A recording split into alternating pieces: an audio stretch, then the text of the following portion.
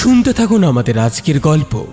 লেখক সূর্য মাইতির কলমে ঋষিকেশ সিরিজের গল্প বিশ্বাসে বিষ।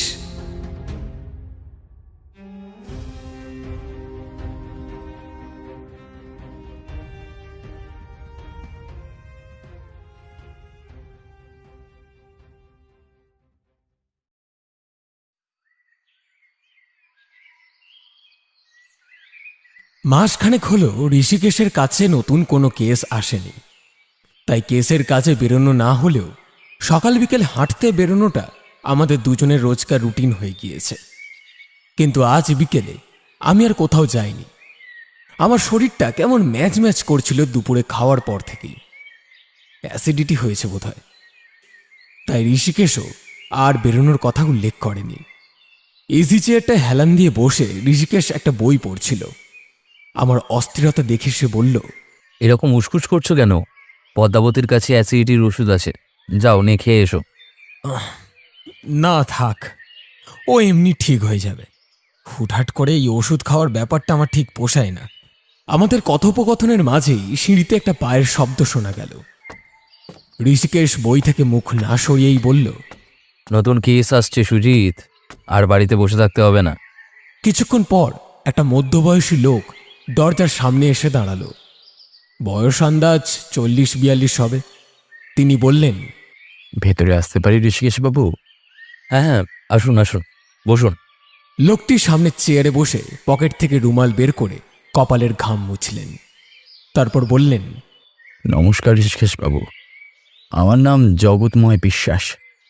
বড় বিপদে পড়ে আপনার কাছে এলাম ঋষিকেশ বাবু, আপনি আমাকে বাঁচান। ঠিক কি হয়েছে শান্ত করে বলুন তো ব্যাপারটা। গত 2 দিন ধরে আমাকে মেরে ফেলার হুমকি দেওয়া হচ্ছে। কে দিচ্ছে, কেন দিচ্ছে, কিছুই বুঝতে পারছি না। মেরে ফেলার হুমকি? আচ্ছা, আপনি কিভাবে হুমকিটা পাচ্ছেন? মানে আমি বলতে চাইছি মাধ্যমটা কি? জগৎময় বাবু জামার পকেট থেকে দুটো চিরকুট বের করে ঋষিকেশের দিকে এগিয়ে দিলেন। এই দেখুন ঋষিকেশ বাবু, এই হলো সেই 2টো চিরকুট। ঋষিকেশ একটা চিরকুটের ভাঁজ খুলে পড়ল। সমন এসেছে কাছে, দুয়ারে দাঁড়ায় আছে। এটা গত পরশুর রাতের, তাই তো? হ্যাঁ ঋষিকেশ বাবু। ঋষিকেশ এবার দ্বিতীয় চিরকুটটা পড়ল। সময় সে তো নদীর মতো, এবার তোমার পালানা তো। এটা গত রাতের, তাই তো? হ্যাঁ। আচ্ছা জগৎময় বাবু, এই চিরকুটটা কে পাঠাতে পারে বলে আপনি মনে করছেন? আপনি কি কাউকে সন্দেহ করছেন? আমার মাথায় কিছুই আসছে না ঋষিকেশ বাবু। কাকে সন্দেহ করা উচিত আর কাকে সন্দেহ করা উচিত নয়, এসব আমি ভাবতেই পারছি না। আমাদের পারিবারিক ব্যবসা রয়েছে, ব্যবসার সূত্রে কত মানুষের সাথেই তো প্রতিদিন আমাদের পরিচয় হয়। সবার সাথে তো আর সমান ব্যবহার করতে পারি না। আর তাছাড়া ব্যবসায়িক ক্ষেত্রে আপনা আপনি শত্রু তৈরি হয়ে যায়। তাই কে যে বন্ধু আর কে যে শত্রু তেমনভাবে সামনে থেকে দেখে কিছুই বোঝা যায় না। আপনাদের কিসের ব্যবসা জগৎময় বাবু? আমাদের 2 রকমের ব্যবসা রয়েছে। একটা পূর্বপুরুষের আমল থেকে চলে আসছে এই সুতির বস্ত্রের ব্যবসা।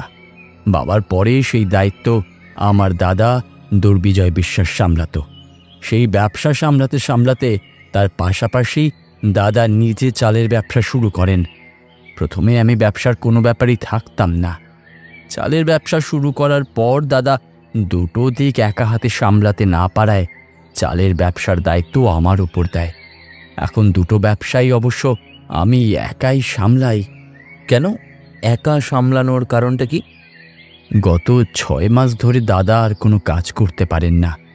6 মাস আগে একটা অ্যাক্সিডেন্টের জেরে দাদা একেবারে পঙ্গু হয়ে যান। সেই থেকে আমাকে একা হাতেই সবটা সামলাতে হয় ঋষিকেশ বাবু।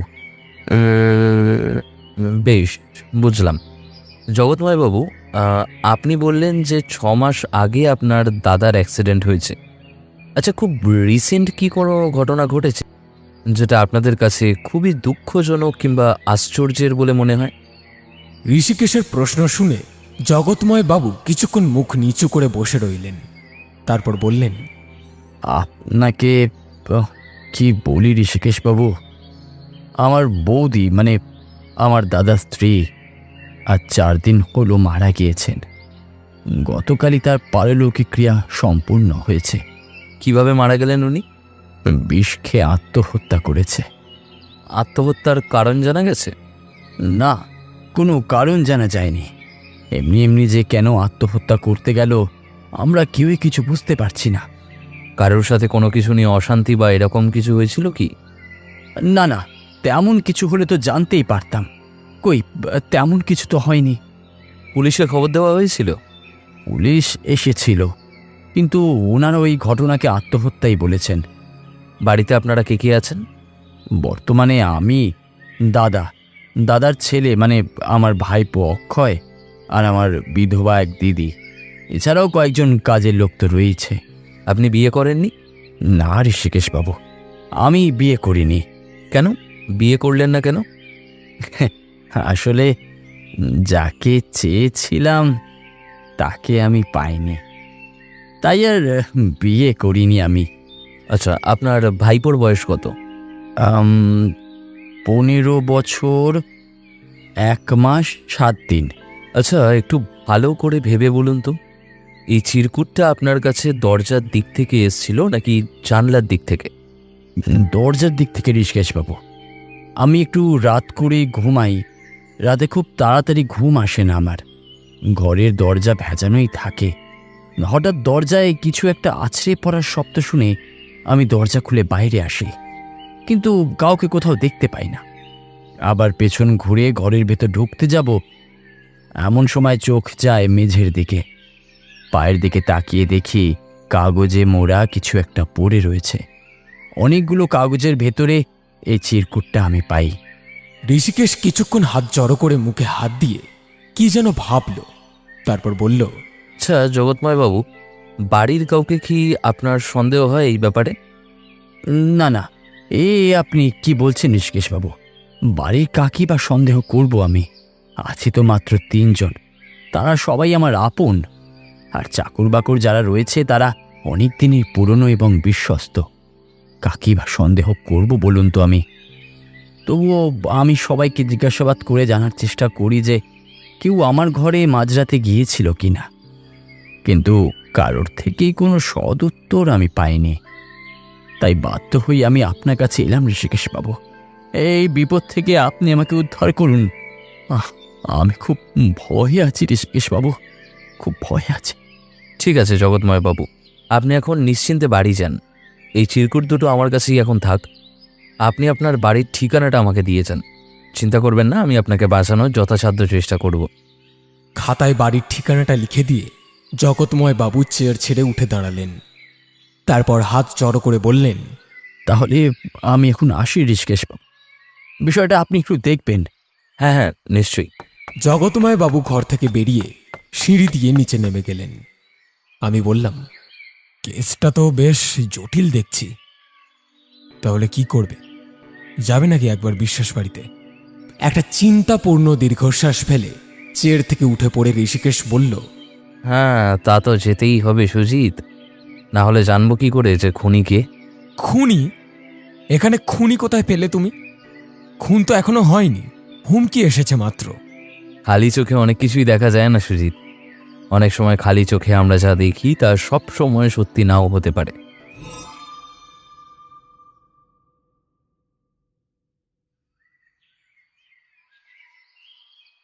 পরদিন সকালে ঘুম ভেঙে উঠে বাইরের ঘরে এসে দেখলাম ঋষিকেশ তৈরি হয়ে খবরের কাগজটা মুখের কাছে ধরে বসে রয়েছে।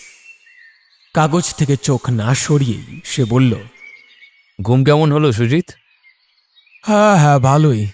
কালো কি রাত পর্যন্ত লিখছিলে কিছু? আরে আর বলো না, পুজো আসছে, পুজোর সংখ্যায় বেশ কিছু লেখা জমা দিতে হবে, তারই একটা শেষ করলাম কাল। তোমার তো তাহলে এখন খুব চাপ। হ্যাঁ, তা একটু আছে বটে। তাহলে কি এই কেসটা আমি একাই হ্যান্ডেল করব? তুমি তো থাকতে পারবে না বলে মনে হচ্ছে আমার। আরে না না, তা কেন?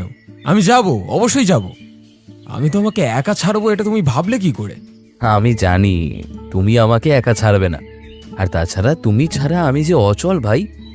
আচ্ছা ঠিক আছে, তাহলে আর দেরি করো না, তাড়াতাড়ি তৈরি হয়ে নাও। অনেকটাই বেলা হলো, আমাদের বেরোতে হবে এবার। ঠিক আছে, তুমি কিছুক্ষণ অপেক্ষা করো, আমি এক্ষুনি তৈরি হয়ে আসছি। কিছুক্ষণ পর তৈরি হয়ে আমরা বেরিয়ে পড়লাম। আমাদের গন্তব্য বিশ্বাসবাড়ি। গন্তব্যে পৌঁছতে আমাদের বেশ অনেকটাই বেলা হয়ে গেল।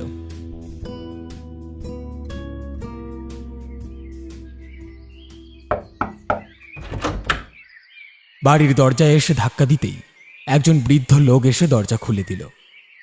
তার পরনে আধ ময়লা ধুতি, হাফ হাতা ফতুয়া। সে আমাদেরকে ভালো করে জরিপ করে নিয়ে বলল, কাকে চাই? জগৎময় বাবু বাড়িতে আছেন? হ্যাঁ, ছোট কর্তা তো বাড়িতেই আছে। আচ্ছা, আসুন আসুন, ভেতরে আসুন।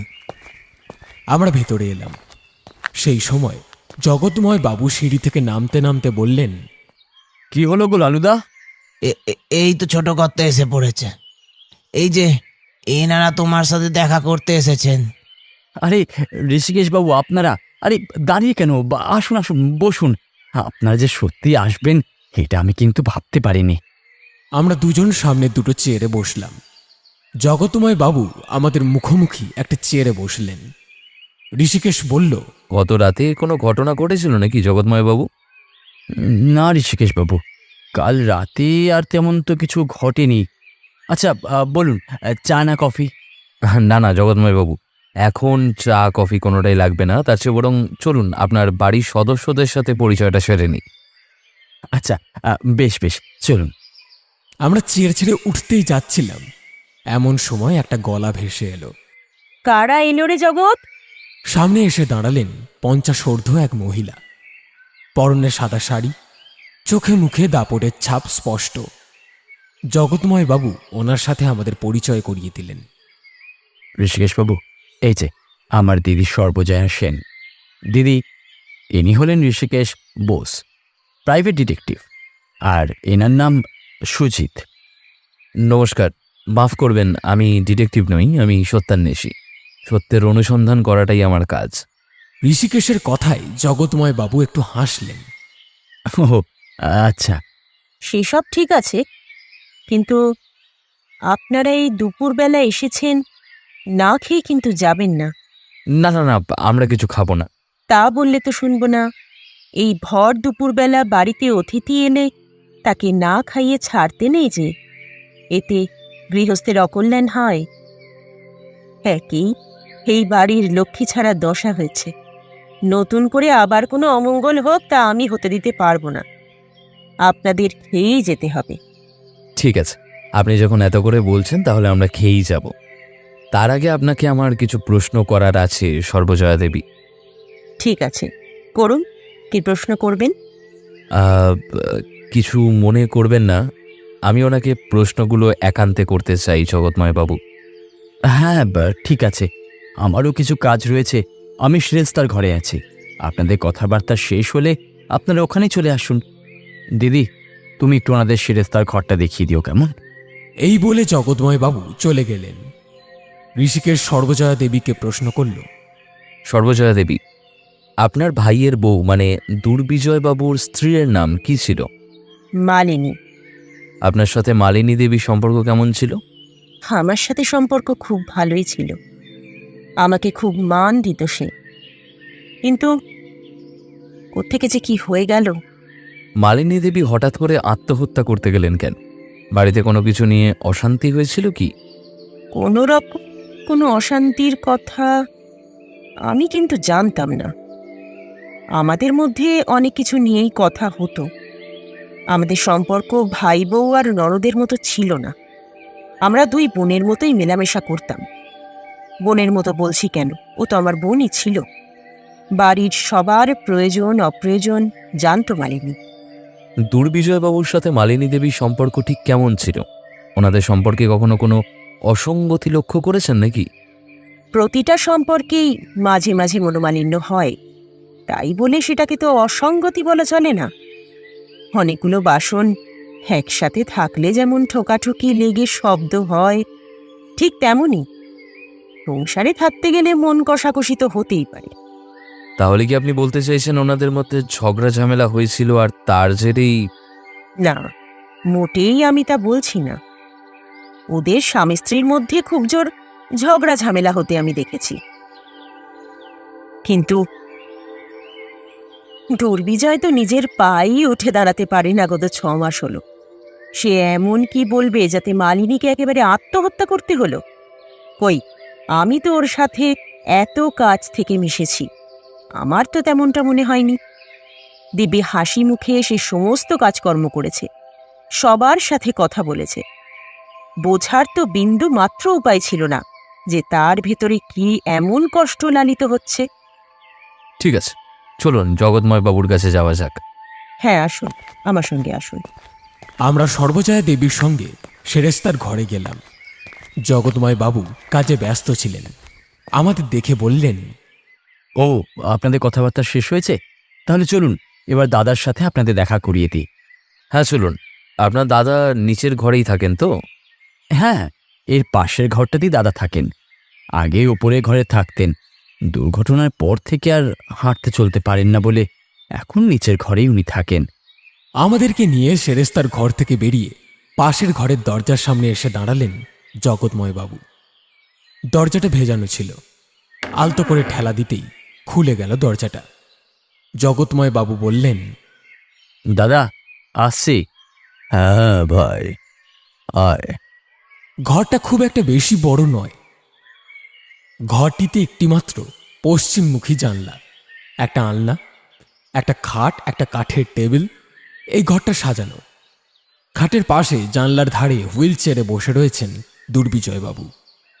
জগৎময় বাবু বললেন, দাদা, ইনি হলেন সত্যান্বেষী ঋষিকেশ বোস। তোকে বলেছিলাম না কেউ একজন আমাকে হুমকি দিচ্ছে, সেই জন্যই আমি ওনাকে খবর দিয়েছি। নমস্কার ঋষিকেশ বাবু। নমস্কার বিজয়বাবু, কেমন আছেন আপনি? কেমন আর থাকবো, এই তো দেখতেই পাচ্ছেন আমার অবস্থা। বোঝা হয়ে বেঁচে আছি, না পারি নড়তে, না পারি চড়তে। মালিনী একা একা চলে গেল। আমাকে যে কেন নিয়ে গেল না, যাওয়ার কথা তো ছিল আমার, তার পরিবর্তে ও চলে গেল। দুর্বিজয়বাবুর কণ্ঠ থেকে স্পষ্ট আক্ষেপ ঝরে পড়ল। ঋষিকেশ বলল, শান্ত হন দুর্বিজয়বাবু, আমার আপনাকে বেশ কিছু প্রশ্ন করার আছে। প্রশ্ন? হ্যাঁ বলুন, কি প্রশ্ন আছে আপনার? জগৎময় বাবু, আপনি যদি একটু বাইরে যান তাহলে খুব ভালো হয়। ঠিক আছে, আমি তাহলে বাকি কাজটা সেরে নিই, আপনারা কথা বলুন, তারপর না হয় একসাথে খেতে বসা যাবে। এই বলে জগৎময় বাবু ঘর থেকে বেরিয়ে গেলেন। আমি দরজাটা ভেজিয়ে দিলাম। ঋষিকেশ দুর্বিজয় বাবুকে প্রশ্ন করল, আচ্ছা দুর্বিজয়বাবু, আপনার স্ত্রী মালিনী দেবী কেন আত্মহত্যা করলেন এ বিষয়ে আপনি কি কিছু বলতে পারবেন? মানে আপনাদের মধ্যে কোনো কিছু নিয়ে ঝগড়া বিবাদ বেঁধেছিল, আর তার জন্যই কি উনি? না না ঋষিকেশ বাবু, তেমন কোনো ব্যাপার নয়। হ্যাঁ, এটা ঠিক যে আমার পঙ্গুত্ব আসার পর থেকে হয়তো আমি একটু রকচটা ও খিটখিটে হয়ে পড়েছি। রাগের মাথায় মালিনীকে হয়তো দু চার কথা শুনিয়ে দিতাম, কিন্তু আমি এমন কি করতে পারি যার জন্য সে আত্মহত্যা করবে? হ্যাঁ, আপনার ব্যাপারটা বুঝলাম। আচ্ছা দুর্বিজয়বাবু, আপনার ভাই জগৎময় বাবুর কাছে যে হুমকি চিঠি এসছে, সেটা কোন দিক থেকে আসতে পারে বলে আপনি মনে করেন? আমিও ঠিক বুঝতে পারছি না ঋষিকেশ বাবু, কে এমনটা করছে। কোনো শত্রুপক্ষের থেকেই হবে নিশ্চয়, আমি জানি না। একের পর এক এই আঘাত আমি কি করে সহ্য করব। আমার দম বন্ধ হয়ে আসছে ঋষিকেশ বাবু। আপনি একবার চেষ্টা করে দেখুন না, যদি জগৎকে বাঁচাতে পারেন। আমি অবশ্যই আমার সাধ্যমতো চেষ্টা করব দুর্বিজয়বাবু, আপনি কোনো চিন্তা করবেন না। এখন তাহলে আমরা আসি, পরে না হয় আবার আসবো। হ্যাঁ নিশ্চয়ই নিশ্চয়ই। এরপর আমরা দুর্বিজয় বাবুর ঘর থেকে বেরিয়ে এলাম। পাশের সেরেস্তার ঘরে জগৎময় বাবু ছিলেন। দরজা খোলাই ছিল। আমাদের দেখে তিনি বেরিয়ে এলেন। আপনাদের কথাবার্তা শেষ হয়েছে? অনেকটাই তো বেলা হলো, চলুন এবার খাওয়া দাওয়াটা সেরে নেওয়া যাক। আচ্ছা চলুন। আমরা খেতে বসলাম। সর্বজয়া দেবী খাবার পরিবেশন করতে লাগলেন। ভাত, ডাল, পাঁচমেশালি তরকারি, মাছ, মাংস, এলাহি আয়োজন। বুঝলাম এনারা অতিথি আপ্যায়নে কোনো ত্রুটি রাখেন না। খাওয়া দাওয়া শেষ হলে আমরা দোতলার ঘরগুলো দেখতে এলাম। জগৎময়বাবু ওনার ঘরে আমাদের নিয়ে এলেন। ঘরটিতে একটি মাত্র পূর্বমুখী জানলা। ঘরটিতে খুব বেশি আসবাবপত্র না থাকলেও বেশ ছিমছাম সাজানো গোছানো। সমস্তটা ভালো করে দেখে নিয়ে ঋষিকেশ বলল, এটাই আপনার ঘর তাই তো জগৎময়বাবু? হ্যাঁ ঋষিকেশ বাবু, এটাই আমার ঘর। যদিও বেশিরভাগ সময়ই আমার বাইরে বাইরে সময় কাটে, আর বাকি সময়টা নিচে সেরেস্তার ঘরেই কাজে ব্যস্ত থাকি। এই ঘরটা শুধুমাত্র রাতে শোবার ঘর হিসেবেই ব্যবহৃত হয়। বলেই জগৎময়বাবু একটু হাসলেন। ঋষিকেশ বলল, তার মানে এই ঘরের দরজার ওপার থেকেই আপনি চিরকুটগুলো পেয়েছিলেন তাই তো? হ্যাঁ ঋষিকেশ বাবু। ঋষিকেশ মুখে আর কিছু না বলে ঘরটা ভালো করে দেখে নিয়ে বাইরে বেরিয়ে এলো। সিঁড়ি থেকে উঠে বা পাশেই ঘরটি জগৎময়বাবুর ঘর। সিঁড়ির সামনে দাঁড়িয়ে কি যেন একটা ভেবে নিয়ে ঋষিকেশ বলল, ওই সিঁড়ির ডান পাশের ঘরটি কার? ওই ঘরটা দাদা বৌদির, কিন্তু দাদার অ্যাক্সিডেন্ট হওয়ার পর থেকে ওই ঘরে ওরা থাকতো না, ওরা নিচের ঘরেই সবাই থাকতো। ঋষিকেশ দুর্বিজয় বাবুদের ঘরের সামনে কিছুক্ষণ দাঁড়িয়ে কি যেন একটা ভাবল। চলুন নিচে যাওয়া যাক। হ্যাঁ চলুন। নিচে এসে সবাইকে বিদায় জানিয়ে ঋষিকেশ বলল, তাহলে আমরা এখন আসি। এর মধ্যে যদি কিছু ঘটে আমাকে খবর দিতে ভুলবেন না কিন্তু, হ্যাঁ জগৎময়বাবু? না না ঋষিকেশ বাবু, তা তো আমি জানাবই, না জানি আর যাব কোথায়। প্রাণটা তো আমারই, আর বিপদটাও আমারই। এরপর আমরা বিশ্বাস বাড়ি থেকে বেরিয়ে এলাম।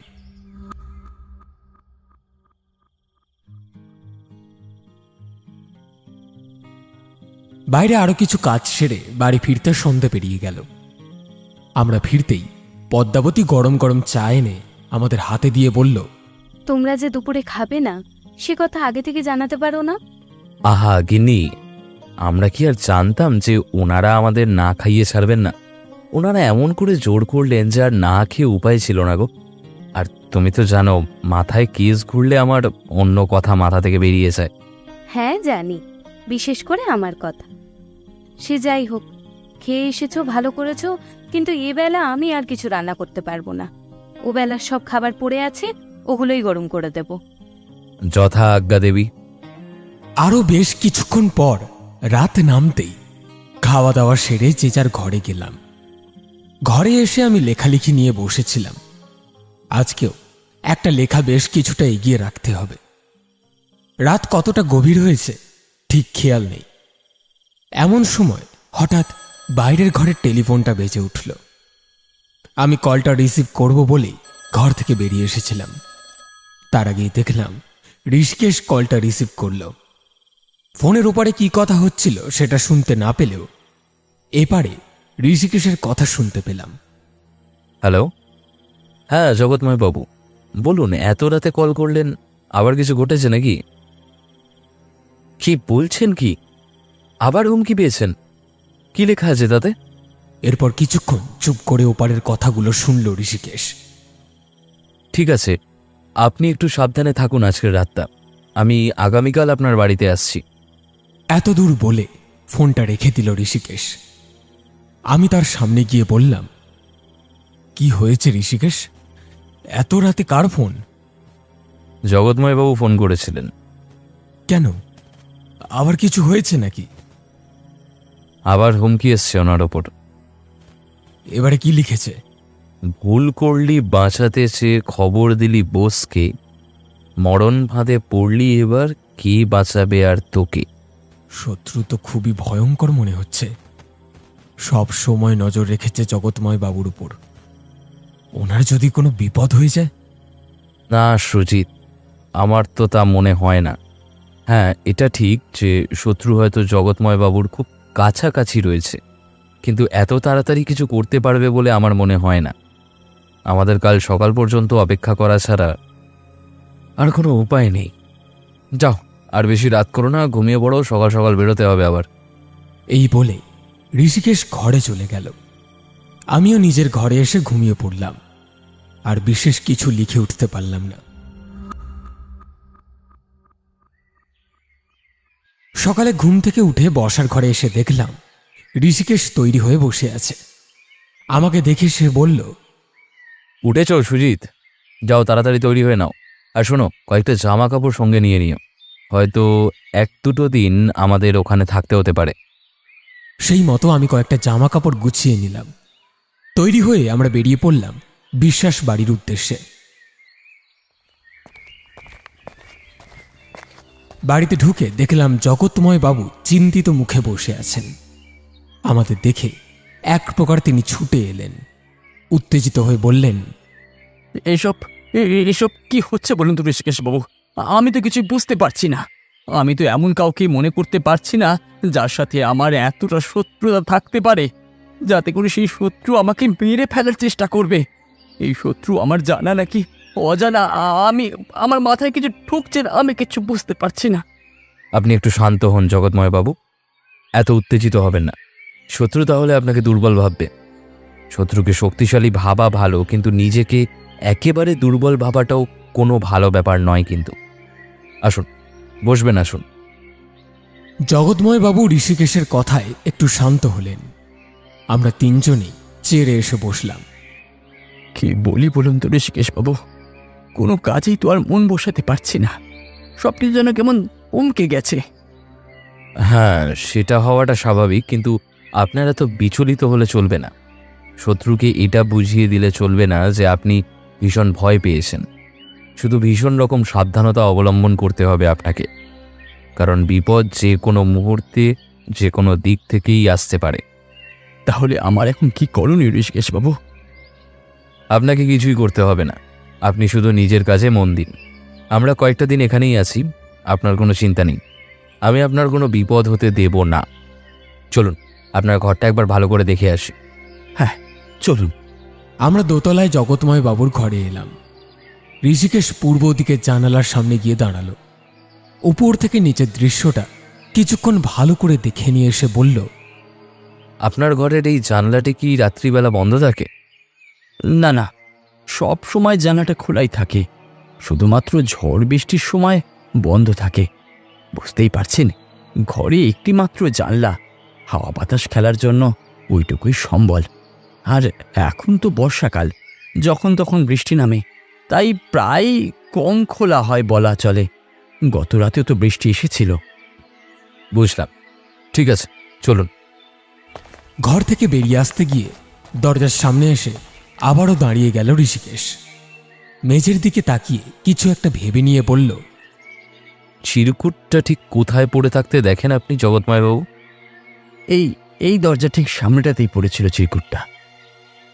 আচ্ছা, তার মানে হয় বাইরের কেউ এসে চিরকুটটা দরজার সামনে ফেলে যাচ্ছে, আর তা না হলে বাড়িরই কেউ এই কাজটা করছে।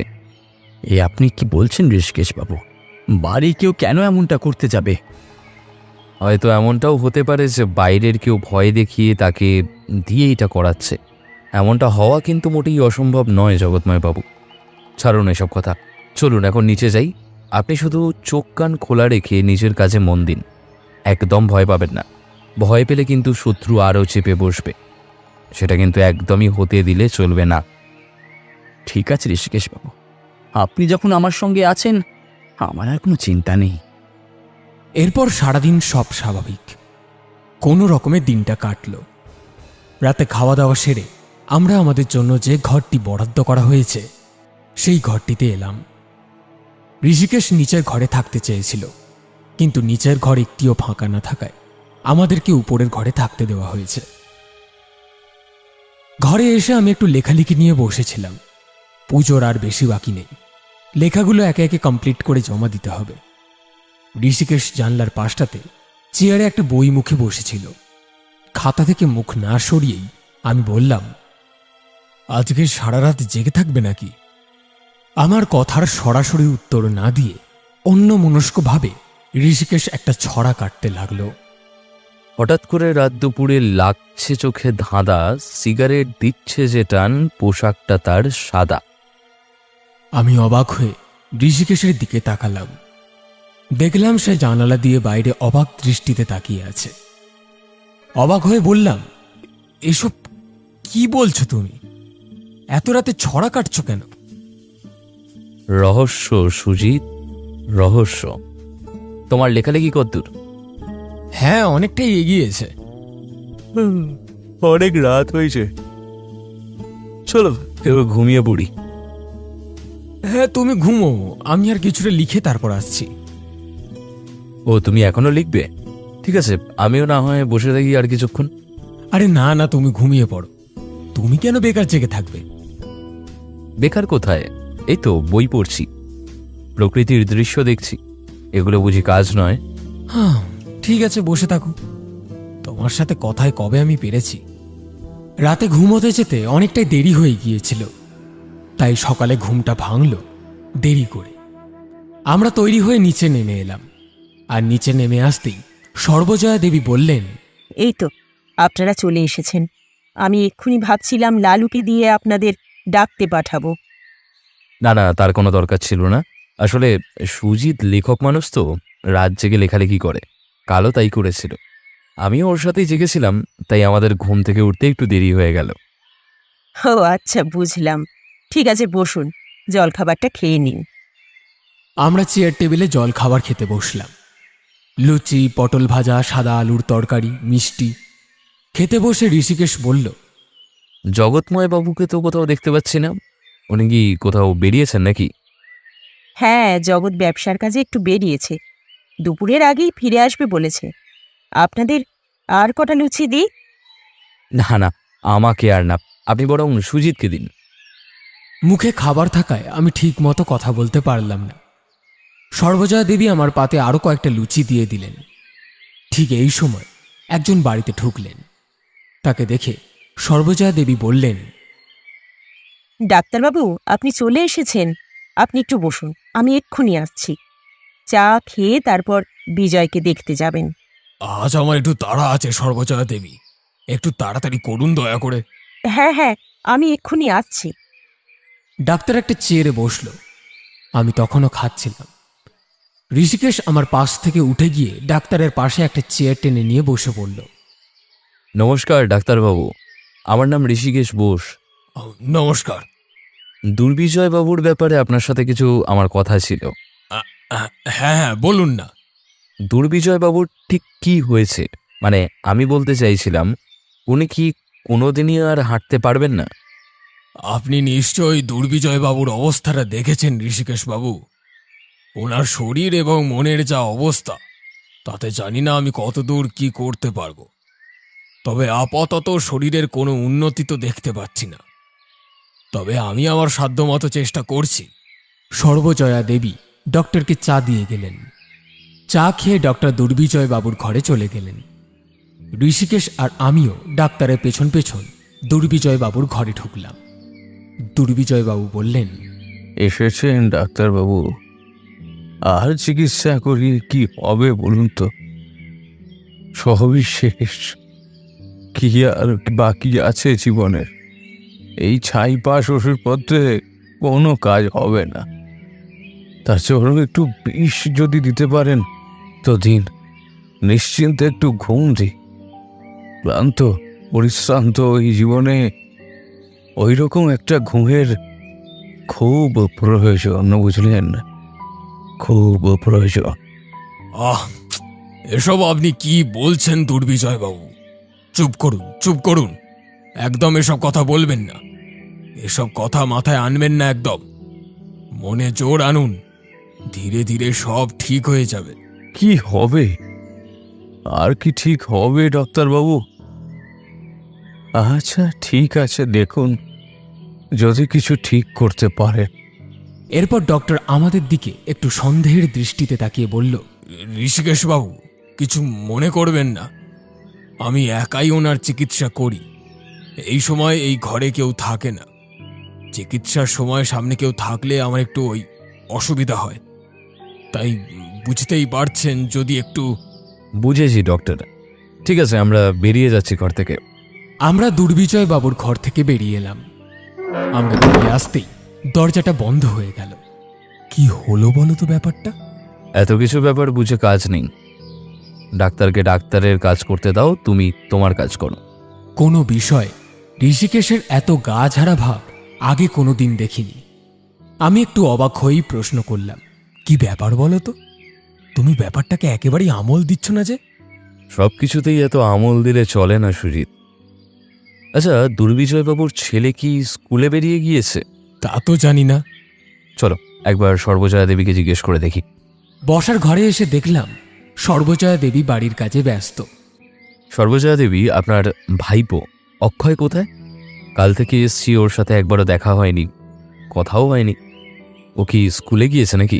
হ্যাঁ, কিছুক্ষণ আগেই স্কুলে গেল। মাকে হারিয়ে ছেলেটা একেবারে মুষড়ে পড়েছে, বাড়িতে বেশিক্ষণ থাকেও না। কি জানি সারাদিন কোথায় কোথায় ঘুরে বেড়ায়। যেটুকু সময় বাড়িতে থাকে বাড়ির কারোর সাথে তেমন কথাবার্তাও বলে না। কি যে হলো ছেলেটার ভগবানই জানেন। সদ্য মাকে হারিয়েছে, এমনটা তো হওয়া স্বাভাবিক। আচ্ছা, অক্ষয় বাড়ি ফিরলে আমাকে একবার খবর দেবেন, ওর সাথে আমার কিছু কথা আছে। আমি জানি না অক্ষয় আপনার সাথে কথা বলতে রাজি হবে কিনা, কিন্তু আমি অবশ্যই বলবো ওকে। কোনো রকমে সারাদিনটা কাটল। দুপুরে খাওয়া দাওয়ার পরে আমি আর ঋষিকেশ দুজনেই একটু ভাত ঘুম দিয়ে দিলাম। ঋষিকেশ বলেছিল, এবেলা একটু ঘুমিয়ে নাও সুজিত, রাতে হয়তো জেগে থাকতে হতে পারে। আমি আর কোনো প্রশ্ন করিনি। বিভিন্ন কেসে বিভিন্ন সময় রাত জাগার পরিস্থিতি আসে, আর তাছাড়া লেখালেখির জন্য আমাকে এমনিতেই রাত জাগতে হয়। তাই দুপুরে একটু ঘুমিয়ে নিলে আখেরে লাভই হবে।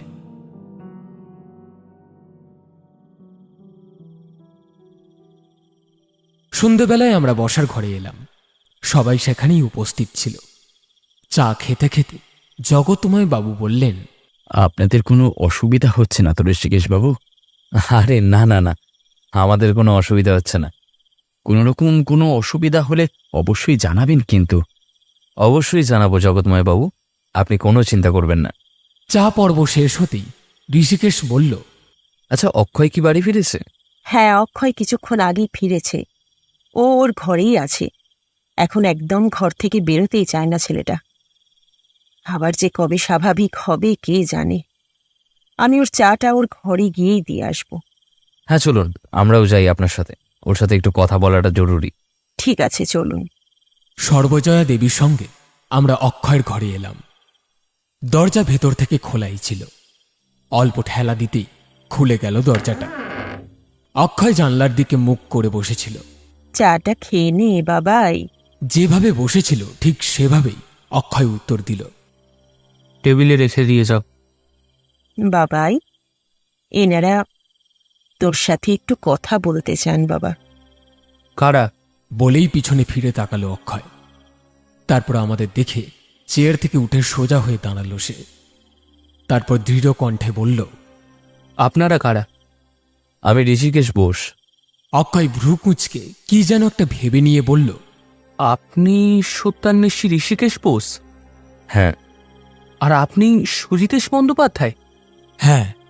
আমাদের পরিচয় পেয়ে তার চোখে মুখে একটা উৎফুল্লতা ফুটে উঠল, কিন্তু কিছুক্ষণ বাদেই সেই উৎফুল্লতা কেটে গিয়ে দেখা দিল দুঃখ হতাশার ভাব।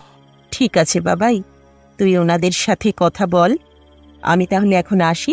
এই বলে সর্বজয়া দেবী ঘর থেকে বেরিয়ে গেলেন। ঋষিকেশ প্রশ্ন করল, তোমার নাম অক্ষয় তাই তো? হ্যাঁ। তুমি সারাদিন বাড়ি ফেরো না কেন? স্কুল ছুটির পরে কোথাও যাও? আমার বাড়িতে আসতে ভালো লাগে না। মা ছিল আমার, কত খোঁজ রাখতো। আমার জন্য ভাত আঁকলে বসে থাকতো। এখন আর কেউ ভাত আঁকলে বসে থাকে না, কেউ ভালোবাসে না আমায়, কেউ না। মা কেন আমাকে ছেড়ে চলে গেল আমি জানি না, কিন্তু তারপর থেকেই আমার আর কিছু ভালো লাগে না। বলতে বলতে কেঁদে ফেলল অক্ষয়। ঋষিকেশ তার কাঁধে হাত রেখে সান্ত্বনা দিয়ে বলল, কেঁদো না অক্ষয়, যা হওয়ার তা তো হয়েই গেছে। কিন্তু তোমার মা কিভাবে মারা গেলেন তা কি তুমি জানো? সবাই তো বলেছিল আমার মা বিষ খেয়ে আত্মহত্যা করেছে।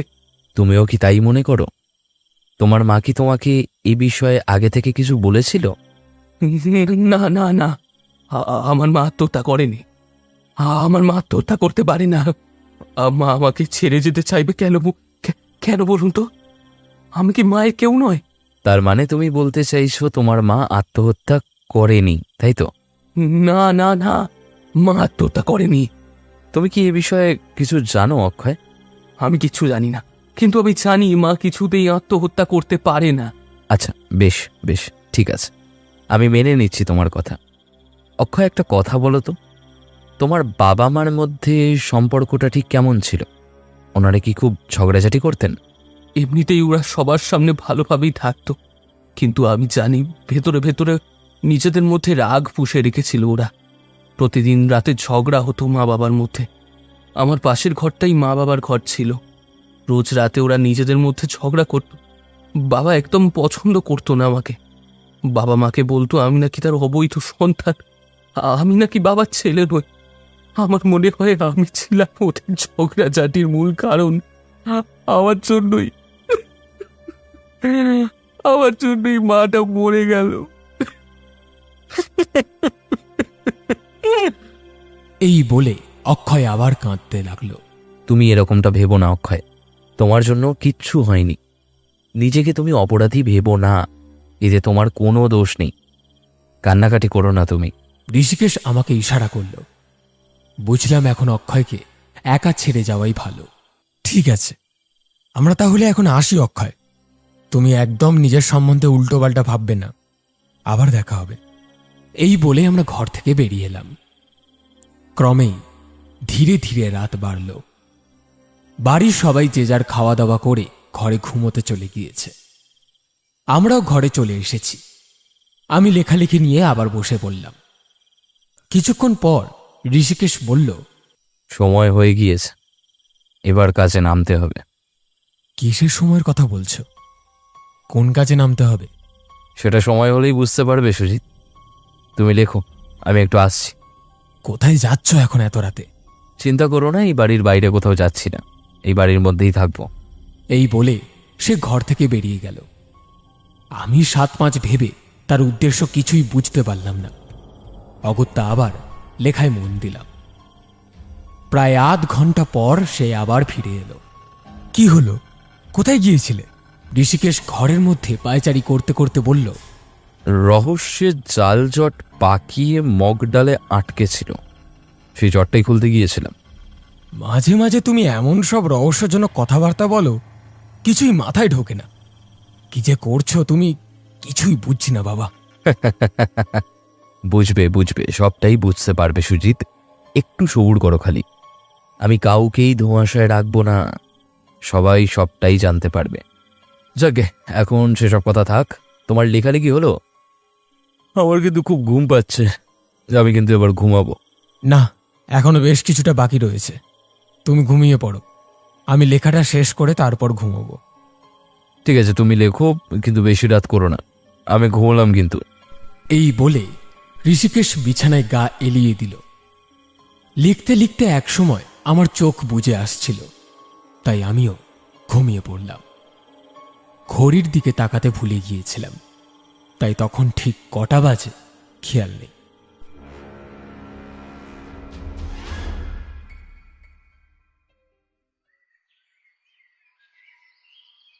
সকালে পূর্বমুখী জানালা থেকে সূর্যের নরম আলো গায়ে পড়তে আমার ঘুম ভাঙল।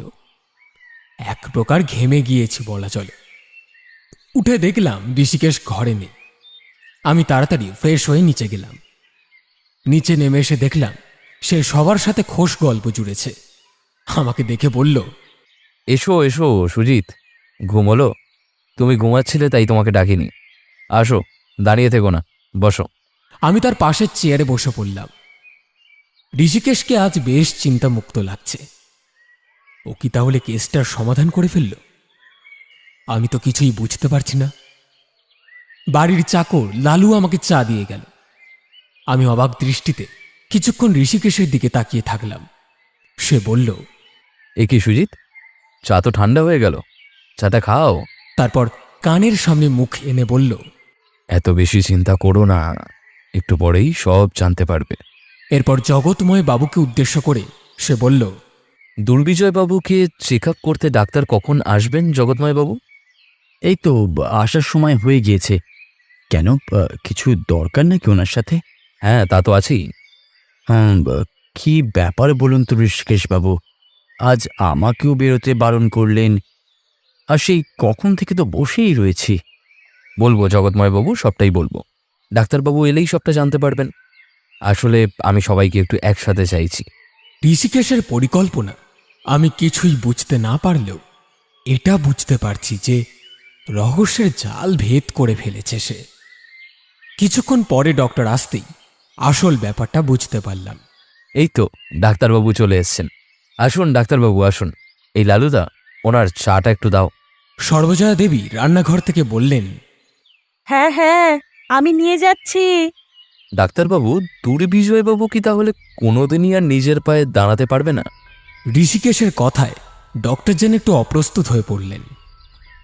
আমি তো আপনাকে গতকালই বললাম ঋষিকেশ বাবু, আমি আমার যথাসাধ্য চেষ্টা করছি যাতে করে উনি খুব তাড়াতাড়ি নিজের পায়ে দাঁড়াতে পারেন। বাদ বাকিটা ভগবানের হাতে, আমার হাতে তো কিছুই নেই। ডক্টর কোনো রকমে চাটা শেষ করে চেয়ার ছেড়ে উঠে পড়লেন। আমি তাহলে এখন দুর্বিজয় বাবুকে দেখে আসি। ঋষিকেশ বাবু, আবার পরে কথা হবে। না না ডাক্তারবাবু, আপনি বসুন। আজ আপনাকে কষ্ট করে দুর্বিজয়বাবুর ঘরে যেতে হবে না। আজ দুর্বিজয়বাবু এখানেই আসবেন। মানে? মানেটা না হয় একটু পরেই বুঝতে পারবেন। জগৎময়বাবু, আপনাকে একটা কাজ করতে হবে। আপনাকে একটু দুর্বিজয়বাবুকে এখানে নিয়ে আসতে হবে। হ্যাঁ ঋষিকেশবাবু, আমি এক্ষুনি যাচ্ছি। কিছুক্ষণ পর জগৎময় বাবু হুইল চেয়ার ঠেলে দুর্বিজয় বাবুকে বসার ঘরে নিয়ে এলেন। কি ব্যাপার ঋষিকেশ বাবু, আমাকে এখানে নিয়ে আসা হলো কেন? হ্যাঁ, অ্যাক্সিডেন্টের পর থেকে আমি ঘর থেকে বেরোনোটা পছন্দ করি না, আপনি তো সেটা জানেন। হ্যাঁ দুর্বিজয়বাবু, সেটা তো সবার চোখের সামনে, কিন্তু সবার চোখের আড়ালে তো আপনি বেরোন। কি বেরোন না? ঋষিকেশের কথা শুনে দুর্বিজয় বাবু কেমন উসখুস করতে লাগলেন। হঠাৎ করেই ঘামতে শুরু করেছেন তিনি। আমতা আমতা করে বললেন, এসবের মানে কি? আপনি কি আমার সাথে ইয়ার্কি করছেন? আমি বেরোই মানেটা কি? আপনি কি আমাকে ঘর থেকে বেরোতে দেখেছেন? শুধু ঘর থেকে কেন, আপনি তো বাড়ি থেকেও বেরোন। কি বেরোন না? আপনি কি বলছেন ঋষিকেশবাবু? দাদা একা একা কি করে বেরোবে? দাদা তো... হ্যাঁ, আপনার দাদা পঙ্গু, কিন্তু সেটা সবার চোখের সামনে। কিন্তু সবার চোখের আড়ালে তিনি একজন সুস্থ স্বাভাবিক মানুষ। এতক্ষণ সর্বজয়া দেবী চুপ করেই ছিলেন। এবার বললেন, এসব হেয়ালি বন্ধ করে আপনি ঠিক কী বলতে চাইছেন সেটা একটু খোলসা করে বলুন তো ঋষিকেশ বাবু। বলছি সর্বজয়া দেবী, বলবো বলেই তো আপনাদের সবাইকে একসাথে ডাকা। আমি বলতে চাইছি, দুর্বিজয়বাবু সম্পূর্ণ সুস্থ একজন মানুষ। ওনার শরীরে কোনো রকম কোনো অসুস্থতা নেই, ওনার কিচ্ছু হয়নি। ওনার এই হুইল চেয়ারে বসে থাকা থেকে শুরু করে সমস্তটাই একটা অভিনয় ছাড়া আর কিচ্ছু নয়। অভিনয়? কি প্রমাণ আছে আপনার কাছে যে বিজয় সমস্তটাই নাটক করছে? প্রমাণ আছে সর্বজয়া দেবী। দুর্বিজয়বাবুর পায়ের দিকটা ভালো করে লক্ষ্য করুন, দেখুন কাদা লেগে আছে। গতকাল দুপুরে বৃষ্টি হয়েছিল। আপনাদের তো পাকা বাড়ি, ঘরের ভিতরে নিশ্চয়ই কাদা থাকবে না। আমরা সবাই দুর্বিজয় বাবুর পায়ের দিকে তাকালাম। দেখলাম সত্যি অনেকটা কাদা শুকিয়ে রয়েছে। দাদা, তোর পায়ে কাদা এলো কোত্থেকে? তার মানে তুই সত্যিই এতদিন... কিন্তু এত কিছু আপনি বুঝলেন কি করে ঋষিকেশ বাবু? আসলে দুর্বিজয়বাবু এতদিনের অভ্যাসটা ছাড়তে পারেনি। প্রতিদিন রাতে খাওয়া দাওয়ার পর বাগানে গিয়ে কিছুক্ষণ পাইচারি করা ওনার বহুদিনের অভ্যেস। সেই অভ্যেসবশতই উনি প্রতিদিন রাতে সবাই খেয়ে ঘুমিয়ে পড়লে বাগানে গিয়ে পাইচারি করেন। ওপরের যে ঘরটাতে আমাদের থাকতে দেওয়া হয়েছে, সেই ঘরের জানলা থেকে বাগানটা স্পষ্ট দেখা যায়। পরশুদিন রাতে সুজিত লেখালেখির কাজে ব্যস্ত ছিল, আমিও ওর সাথেই জেগেছিলাম। তখনই আমার চোখে পড়ে বাগানে কেউ একজন পাইচারি করতে করতে সিগারেট খাচ্ছে। অনেকক্ষণ ভালো করে দেখার পরে আমি ব্যাপারটা বুঝতে পারি, কিন্তু তখনও পুরো ব্যাপারটা আমার কাছে ধোঁয়াশাই ছিল। তারপর গতকাল সকালে ডাক্তারের ব্যবহারে আমার সন্দেহটা আরও দৃঢ় হয়। উনি দুর্বিজয়বাবুর চিকিৎসা করার সময় ঘরে কাউকে থাকতে দেন না, কিন্তু কেন? ঠিক এই জায়গাটায় আমার সন্দেহের মূল কারণ হয়ে দাঁড়ায়। কিন্তু ধোঁয়াশা কিছুতেই কাটছিল না। সেই ধোঁয়াশা কাটলো গতকাল রাতে আমি তককে ছিলাম। সেই সময় সুজিত লেখালেখি নিয়ে ব্যস্ত ছিল। সুযোগ বুঝে আমি নিচে আসি। নিচে এসে আমি দেখতে পাই দুর্বিজয়বাবু তার ঘরে নেই। উনি অবশ্য একটা কারসাজি করে গিয়েছিলেন যাতে ওনাকে কেউ সন্দেহ করতে না পারে, কিন্তু আমার চোখকে উনি ফাঁকি দিতে পারলেন না। হুইল চেয়ারে উনি একটি পাশপালি সোজা করে রেখে বাইরে গিয়েছিলেন। আমি ওনার ঘরের দরজা খুলে ওনাকে ডেকে কোনো সাড়া না পেয়ে ঘরের ভেতর ঢুকি। আমার সন্দেহই তারপরে সত্য প্রমাণিত হয়। সবটা শুনে উপস্থিত সবাই হতবাক হয়ে যায়। জগৎময় বাবু রেগে বলে ওঠেন, তার মানে ডাক্তারবাবু আপনি সবটাই জানতেন? শুধু জানতেনই না, উনি তো ছিলেন দুর্বিজয়বাবুর এই যাত্রাপালার মূল কাণ্ডারি। উনি তো এতদিন ভুল বুঝিয়ে রেখেছিলেন আপনাদের, কি তাই তো ডাক্তারবাবু? ডক্টর কোনো কথা বললেন না, চুপচাপ মাথা নিচু করে দাঁড়িয়ে রইলেন। ছি ছি ছি ছি, তুই কেন এমনটা করলি দাদা? এমন একটা জঘন্য খেলা কেন খেললি তুই আমাদের সাথে? তুই আমাকে ছিৎকার করছিস? তোর লজ্জা করে না? এসবের মূলে তো তুই, তোর জন্যই তো এত কিছু করতে হলো আমাকে। যাক, এতক্ষণে নিজের মুখে স্বীকার করলেন তাহলে যে আপনার কিছু হয়নি, আপনি সম্পূর্ণ সুস্থ। এবার বলুন তো, মালিনী দেবীকে আপনি কেন খুন করলেন? ঋষিকেশের এই কথা শুনে সবার মুখের ভাব এমন হলো যেন এক্ষুনি হঠাৎ করে মাথায় বজ্রপাত হয়েছে। আপনি কি বলছেন ঋষিকেশ বাবু? বোন মালিনীকে খুন করা হয়েছে? হ্যাঁ হ্যাঁ সর্বজয়া দেবী, মালিনী দেবীকে খুন করা হয়েছে, আর খুনটা করেছে ওনার স্বামী দুর্বিজয়বাবু নিজে। মিথ্যা, মিথ্যা, সব মিথ্যা। কি প্রমাণ আছে আপনাদের কাছে যে আমি মালিনীকে খুন করেছি? আছে প্রমাণ? কথাটি বলে রাগে ও উত্তেজনায় হুইল চেয়ার ছেড়ে উঠে দাঁড়িয়ে পড়েন দুর্বিজয়বাবু। এই তো আপনি নিজের পায়ে উঠে দাঁড়িয়েছেন। আমি এতক্ষণ যা যা বলেছি তা যে এক বিন্দুও মিথ্যে নয় তা কিন্তু ইতিমধ্যেই প্রমাণিত। তবুও আপনি যখন প্রমাণ চাইছেন, তাহলে আমি অবশ্যই প্রমাণ দেব দুর্বিজয়বাবু।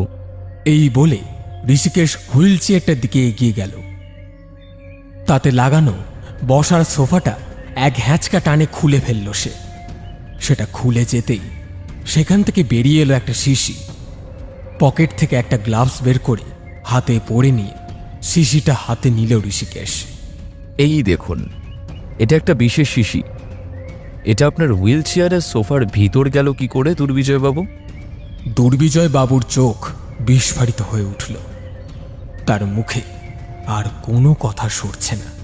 কেন দাদা, তুই এটা কেন করলি? বৌদি তোর কি ক্ষতি করেছিল? চুপ কর বেয়াদব। তুই জানিস না তুই আর তোর পেয়ারের বৌদি মিলে আমার কি ক্ষতি করেছিস? হ্যাঁ, পুরো জীবনটা শেষ করে দিয়েছিস তোরা দুজনে। আর সেই কারণেই আপনি আপনার ভাইকেও মারতে চেয়েছেন, কি তাই তো? ঋষিকেশের এই কথায় আরও একবার সবাই অবাক হলো। দাদা আমাকে মারতে চেয়েছিল মানে? আপনাকে ওই হুমকি চিঠিগুলো বাইরের কেউ নয়, আপনার দাদাই পাঠাতেন। আপনার সাথে যে মালিনী দেবীর একটা সম্পর্ক ছিল সেটা তো আপনি আগে আমাকে বলেননি জগৎময় বাবু। জগৎময় বাবু মুখ নিচু করে কিছুক্ষণ দাঁড়িয়ে রইলেন, তারপর বললেন, হ্যাঁ, বৌদি মানে মালিনীর সঙ্গে আমার একটা সম্পর্ক ছিল, কিন্তু সেটা ছিল দাদার সাথে ওর বিয়ে হবার আগে থেকেই। কলেজে পড়ার সময় আমি আর মালিনী দুজনকে ভালোবেসে ফেলি। কিন্তু যখন মালিনীর বিয়ের কথা ওঠে তখন আমি কিছুই করতাম না। আমি সম্পূর্ণ বেকার ছিলাম। সে সময় দাদা নিজের ব্যবসা বেশ সফলভাবেই দাঁড় করিয়ে ফেলেছেন। দুর্ভাগ্যবশত দাদার সাথে মালিনীর বিয়ে স্থির হয়। মালিনীর বাবা খুব কড়া ধাঁচের মানুষ ছিলেন। তার মুখের ওপর কথা বলার সাহস মালিনীরও ছিল না। এদিকে আমিও আমার বাবার মুখের ওপর কিছু বলতে পারিনি। ফলস্বরূপ দাদার সাথেই মালিনীর বিয়ে হয়ে যায়। তারপর নিজের বাড়িতেই চোখের সামনে নিজের দাদার বউ হিসাবে মালিনীকে দেখে আমি আর অন্য কাউকে বিয়ে করতে পারিনি। কিন্তু বিশ্বাস করো দাদা, মালিনীর সাথে আমার কোনোদিনও কোনো শারীরিক সম্পর্ক ছিল না। কিন্তু তুই আমাদের দুজনকেই ভুল বুঝলি। অক্ষয়কেও তার বাবার ভালোবাসা থেকে বঞ্চিত করেছিস তুই এতদিন। আর সেটা শুধুমাত্র সন্দেহের বশে। বিশ্বাস কর দাদা, অক্ষয় তোরই সন্তান। করি না, আমি তোদের কাউকে বিশ্বাস করি না। অক্ষয়কে আমি আমার ছেলে হিসেবে কিছুতেই মানব না, কিছুতেই না। অক্ষয় নিজের ঘরে ছিল। কখন সে নিচে নেমে এসেছে সেটা আমরা কেউই খেয়াল করিনি। সে ছুটে এসে দুর্বিজয় বাবুর জামার কলার ধরে রাগে ফুঁসতে ফুঁসতে বলল, এই, আমিও মানি না তোমাকে আমার বাবা হিসেবে। তুমি একজন খুনি। তুমি আমার মাকে খুন করেছো। তুমি একজন খুনি। সবাই মিলে তাকে ছাড়ানোর চেষ্টা করল। ছাড়ো অক্ষয়, শান্ত হও, নিজেকে সামলাও। দুর্বিজয়বাবু অবশ্যই তার কৃতকর্মে শাস্তি পাবেন। না না, আমি ছাড়বো না ওনাকে। আমার মাকে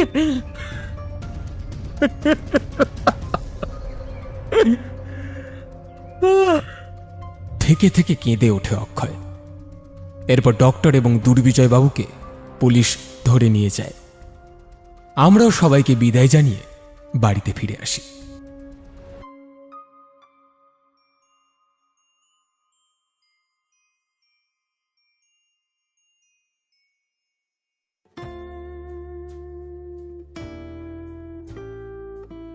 শুনছিলেন আজকের গল্প বিশ্বাসে বিষ। গল্পকার সূর্য মাইতি। গল্প পাঠ এবং ডক্টরের ভূমিকায় আমি সায়ন, ঋষিকেশ সৌরভ, জগৎময় বাবু বাল্মীকি, দুর্বিজয় বাবু পার্থ, লালু সূর্য, অক্ষয় শুভম, সর্বজয়া দেবী ঝিনুক, পদ্মাবতী অঙ্কিতা। পর্ব পরিচালনায় টিম ফিকশন হাট, আবহে সূর্য, প্রচ্ছদ মুরালি। আমরা অসংখ্য ধন্যবাদ জানাই গল্প লেখক শ্রী সূর্য মাইতিকে আমাদের এই উদ্যোগে পাশে থাকার জন্য। টিম ফিকশন হাট ফিরে আসবে আবার এক নতুন গল্পের সাথে। ততক্ষণ সঙ্গে থাকবেন।